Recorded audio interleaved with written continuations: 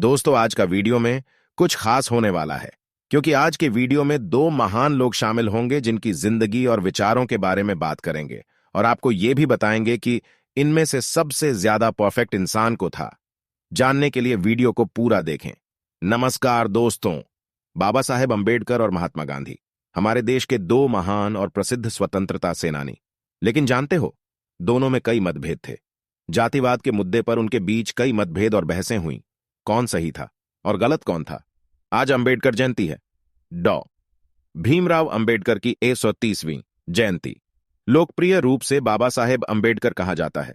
Bhagat Singh video के समान आज मैं बाबा साहेब अंबेडकर की विचारधाराओं और विचारों को प्रस्तुत करना चाहता हूं। आइए जानें। डॉ बी.आर. अंबेडकर का जन्म महार जाति में हुआ था, जो एक दलित जाति है। बचपन से ही उन्हें जातीय उत्पीड़न का सामना करना पड़ा था। उदाहरण के लिए, उनके स्कूल में उनके भाई और वह एकमात्र दलित छात्र थे। उन्हें स्कूल में बैठने के लिए अपने घर से बोरियां लाने को कहा गया।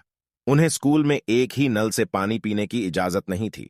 स्कूल में उनके लिए एक विशेष पानी का बर्तन था, लेकिन उन्हें उससे पीने की भी अनुमति नहीं थी। स्कूल का चपरासी उनके हाथों में पानी डाल देता, और अगर चपरासी अनुपस्थित होता तो भीमराव और उनके भाई को पूरे दिन प्यासा रहना पड़ता। पैसों की कमी के कारण डॉ अंबेडकर के भाई को अपनी पढ़ाई अधूरी छोड़नी पड़ी, लेकिन डॉ अंबेडकर ने कड़ी मेहनत से पढ़ाई की और बड़ौदा के महाराजा से छात्रवृत्ति प्राप्त की, और वह कोलंबिया विश्वविद्यालय चले गए। इसके बाद उन्होंने लंदन स्कूल ऑफ इकोनॉमिक्स से डॉक्टरेट की उपाधि प्राप्त की। उन्होंने अर्थशास्त्र और कानून का अध्ययन किया। इस स्तर की शिक्षा प्राप्त करने के बाद भी उन्हें जीवन के हर पहलू में जातिगत भेदभाव का सामना करना पड़ा। इसलिए यह आश्चर्य की बात नहीं है कि उन्होंने भेदभाव और जातिवाद से घृणा की। वह उनसे इतनी नफरत करते थे कि उन्होंने न केवल हिंदुओं, जातिवाद करने वालों की आलोचना की, बल्कि खुले तौर पर हिंदू धर्म की भी आलोचना की। डॉ अंबेडकर ने अपने कई लेखों में न केवल हिंदू धर्म बल्कि इस्लाम पर भी कड़े सवाल पूछे थे। उन्होंने संस्कृत का अध्ययन किया और वेदों को किताबों का एक बेकार समूह करार दिया। उनका मानना था कि जब तक जाति है तब तक बहिष्कृत भी रहेगा। वे न केवल जातिवाद के खिलाफ थे, बल्कि वे जाति व्यवस्था का पूर्ण विनाश चाहते थे। दूसरी ओर महात्मा गांधी एक धार्मिक हिंदू थे। उनके अधिकांश सिद्धांत और रणनीतियां इसी धर्म से प्रेरित थीं। वस्तुतः वे गीता को अपना आध्यात्मिक शब्दकोश मानते थे, और एक सच्चे धार्मिक व्यक्ति के रूप में वह सभी धर्मों का सम्मान करते थे और सांप्रदायिक सौहार्द की दिशा में काम किया। जाहिर है कोई धार्मिक व्यक्ति अपने धर्म पर सवाल नहीं उठाएगा। यही कारण है कि गांधी जी के आरंभिक विचार अत्यंत रूढ़िवादी थे। उनका मानना था कि जाति हिंदू धर्म का मूलभूत हिस्सा है और 4 वर्णों की व्यवस्था को वह स्वाभाविक और आवश्यक मानते थे, और साथ ही वे समान स्तर के भी थे। कोई भी वर्ण दूसरों से श्रेष्ठ नहीं हो सकता। साथ ही उनका यह भी मानना था कि छुआछूत हिंदू धर्म का हिस्सा नहीं है। उनका मानना था कि छुआछूत हिंदुओं के लिए पाप है। इसी कारण 1932 में उन्होंने अखिल भारतीय अस्पृश्यता विरोधी लीग की स्थापना की, जिसका नाम बाद में हरिजन सेवक संघ रखा गया। 1935 में केरल के वैकोम जिले में उन्होंने वैकोम सत्याग्रह शुरू किया, जहां दलितों के साथ भेदभाव किया जा रहा था। इसमें पेरियार जैसे प्रभावशाली समाज सुधारकों ने भी भाग लिया। डॉक्टर अंबेडकर और गांधी जी की विचारधाराओं में आप स्पष्ट अंतर देख सकते हैं। गांधी जी के प्रारंभिक विचार काफी समस्याग्रस्त माने जा सकते हैं। वह अत्यंत रूढ़िवादी एवं रूढ़िवादी थे, इस हद तक कि उन्होंने जातिवाद की खुलकर आलोचना नहीं की। 1920 के दशक में उन्होंने सार्वजनिक रूप से कहा कि वे अंतर्विवाह और अंतर्भोजन का समर्थन नहीं करते। संयोगवश गांधी जी के बेटे मणिलाल को एक मुस्लिम लड़की फातिमा से प्यार हो गया, और गांधी जी उनकी शादी के सख्त खिलाफ थे और उन्होंने ऐसा नहीं होने दिया। 1928 में फिर उनके दूसरे बेटे देवदास लक्ष्मी नाम की लड़की से शादी करना चाहते थे, और गांधी जी इसके भी खिलाफ थे, क्योंकि वह उनकी जाति से नहीं थीं। गांधी जी बनिया और ब्राह्मण के बीच विवाह का समर्थन नहीं करना चाहते थे। अगर मैं आपको बाकी कहानी नहीं बताऊंगा तो यह आधा सच होगा, क्योंकि समय के साथ गांधी जी की विचारधारा और अधिक प्रगतिशील होती गई। 1932 में उन्होंने अंतर्जातीय विवाह पर अपनी राय बदल दी। उन्होंने स्वीकार किया कि वह गलत थे। उन्होंने कहा कि अंतर्जातीय विवाह पर प्रतिबंध हिंदू समाज को कमजोर कर रहा है, और इस तरह अगले साल उनके बेटे देवदास की शादी आखिरकार लक्ष्मी से हो सकी। 1943 में स्थिति यह थी कि गांधी जी ने कहा था कि वे अपने आश्रम में पुरुषों और महिलाओं को तब तक विवाह नहीं करने देंगे जब तक उनमें से कोई हरिजन न हो। उन्होंने यह भी कहा कि अगर उनका बस चले तो वे सभी लड़कियों को हरिजन पति ढूंढने के लिए मना लें। दूसरी ओर अक्टूबर 1935 में एक सम्मेलन में डॉक्टर अंबेडकर ने खुले तौर पर घोषणा की थी कि वह हिंदू धर्म छोड़ना चाहते हैं। प्रारंभ में उनका इरादा सिख धर्म अपनाने का था, लेकिन कुछ कारणों से वह इसमें सफल नहीं हो सके और बाद में उन्होंने बौद्ध धर्म अपना लिया। कुल मिलाकर डॉक्टर अंबेडकर और महात्मा गांधी के बीच सबसे बड़ी असहमति पृथक निर्वाचन क्षेत्रों को लेकर थी। पृथक निर्वाचन क्षेत्रों का मतलब है कि देश में ऐसे निर्वाचन क्षेत्र होंगे जहां केवल एक विशिष्ट समुदाय का व्यक्ति ही चुनाव लड़ सकता है और सिर्फ समुदाय विशेष के लोग ही वोट कर सकेंगे। आज अलग अलग निर्वाचन क्षेत्र हैं। आप अपने निर्वाचन क्षेत्र में अपने सांसद के लिए मतदान करें। संसद सदस्य निर्वाचन क्षेत्र के सभी निवासी अपना वोट डाल सकते हैं यदि उनकी आयु 18 वर्ष से अधिक है। पृथक निर्वाचन क्षेत्रों में एक विशिष्ट, मान लीजिए कि सिख या मुस्लिम या ईसाई उम्मीदवार दौड़ रहा है, तो केवल सिख या मुस्लिम या ईसाई लोग ही अपने निर्वाचन क्षेत्र में मतदान कर सकेंगे। बाकियों को वोट डालने की भी इजाजत नहीं होगी। दोस्तों, एक रोचक तथ्य बताऊं? ब्रिटिश राज के तहत 1909 में भारत में ब्रिटिश सरकार ने मुसलमानों को भारत में अलग निर्वाचन क्षेत्र दिया था। 1919 में भारत में ईसाइयों, एंग्लो इंडियन, यूरोपीय और सिखों को अलग निर्वाचन क्षेत्र दिए गए। डॉक्टर अंबेडकर दलितों के लिए भी अलग निर्वाचन क्षेत्र चाहते थे, लेकिन गांधी जी इसके बिल्कुल खिलाफ थे। 1931 में लंदन में गोलमेज सम्मेलन के दौरान गांधी जी वहां गए और ब्रिटिश सरकार के सामने अपनी मांगें रखीं।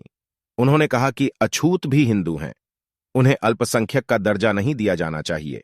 साथ ही वह यह भी चाहते थे कि मुसलमानों, ईसाइयों, सिखों और अन्य लोगों को दिए गए पृथक निर्वाचन क्षेत्रों को हटा दिया जाए।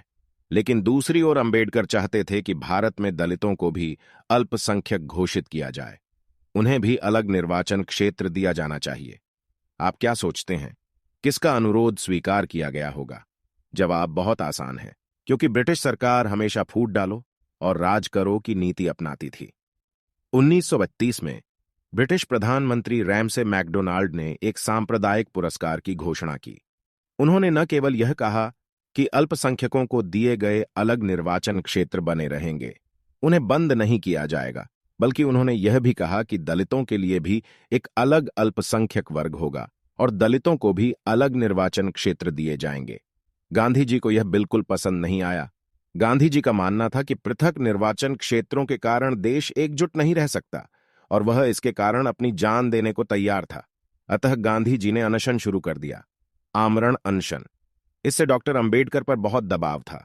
एक ओर तो वे अपनी मांगें पूरी करवाना चाहते थे और दूसरी ओर वे जानते थे कि यदि वास्तव में गांधी जी को नुकसान पहुंचाया गया तो दलितों की छवि को भी नुकसान पहुंचेगा।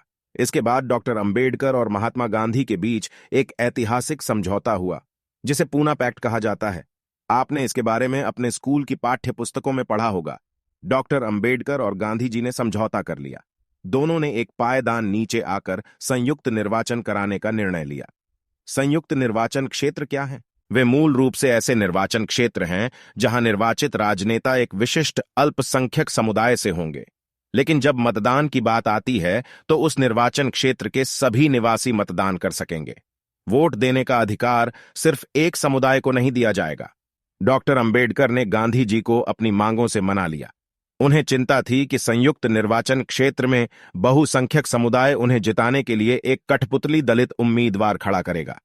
इस समस्या से बचने के लिए गांधी जी और डॉक्टर अंबेडकर दोनों ने कहा कि वे पूर्व चुनाव कराएंगे जिसमें केवल दलित ही मतदान करेंगे और दलित 4 उम्मीदवारों का चयन करेंगे। जब सभी मतदाता मतदान करेंगे तो 4 में से 8 उम्मीदवार का चयन किया जाएगा। इसके अतिरिक्त मूल 71 आरक्षित सीटों के लिए डॉक्टर अंबेडकर ने गांधी जी को इसे 41 तक बढ़ाने के लिए राजी किया।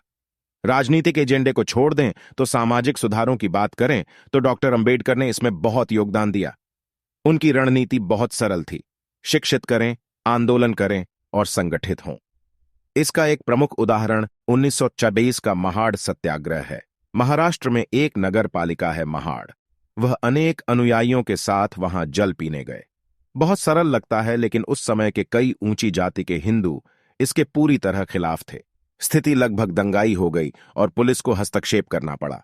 इन ऊंची जाति के हिंदुओं ने पानी की टंकी को दूध और दही जैसी चीजों से शुद्ध किया। उसी वर्ष 25 दिसंबर को अंबेडकर और उनके कई अनुयायियों ने मनुस्मृति जलाने का अभियान शुरू किया। मनुस्मृति एक प्राचीन हिंदू ग्रंथ है जहां जाति नियम लिखे गए हैं। जिस दिन उन्होंने ऐसा किया, उस दिन को मनुस्मृति दहन दिवस के रूप में मनाया जाता है। दूसरा प्रसिद्ध आंदोलन नासिक के कालाराम मंदिर का था। दलितों को मंदिर में प्रवेश की मनाही थी। उन्होंने इसके विरोध में जुलूस मार्च शुरू कर दिया। वह फ्रांसीसी क्रांति के विचारों से भी प्रेरित थे।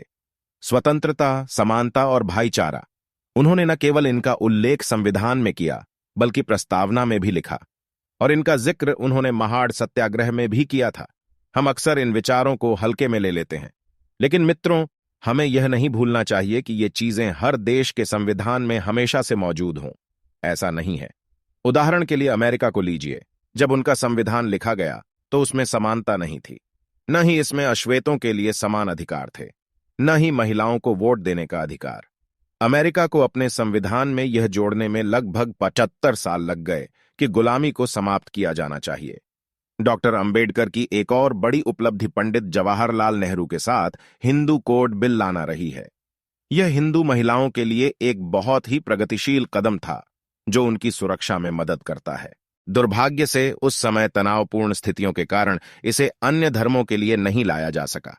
लेकिन समान नागरिक संहिता, जिसकी बहुत चर्चा है, मुझे उम्मीद है कि यह हर धर्म के लिए ऐसे प्रगतिशील सुधार लाएगा। आज हम सभी डॉक्टर अंबेडकर के विचारों और विचारधाराओं से बहुत कुछ सीख सकते हैं। यदि हम वास्तव में उन्हें श्रद्धांजलि देना चाहते हैं, तो स्वतंत्रता, समानता और बंधुत्व के इन सिद्धांतों को सच्चे अर्थों में सभी के लिए लागू करना चाहिए, क्योंकि हम सब जानते हैं कि धरातल पर ये आज भी देखने को नहीं मिलते। हम सभी जानते हैं कि आज भी जातिवाद कितना प्रचलित है। लोग अभी भी अंतरजातीय और अंतरधार्मिक विवाह से बचते हैं। यह कुछ ऐसा है जिस पर अंततः गांधी जी और डॉक्टर अंबेडकर सहमत हुए कि अगर हमें समाज को एकजुट बनाना है, अगर हमें अपने देश को एकजुट बनाना है, तो हमें अंतरजातीय और अंतरधार्मिक विवाह को बढ़ावा देना होगा। मुझे आशा है कि आपको यह वीडियो जानकारीपूर्ण लगेगा। अगर आपको यह पसंद आया तो कृपया शेयर करें। अब अपनी राय नीचे कमेंट में लिखें तथा ऐसी ही वीडियो देखने के लिए चैनल को सब्सक्राइब कर ले। मिलते हैं अगले वीडियो में।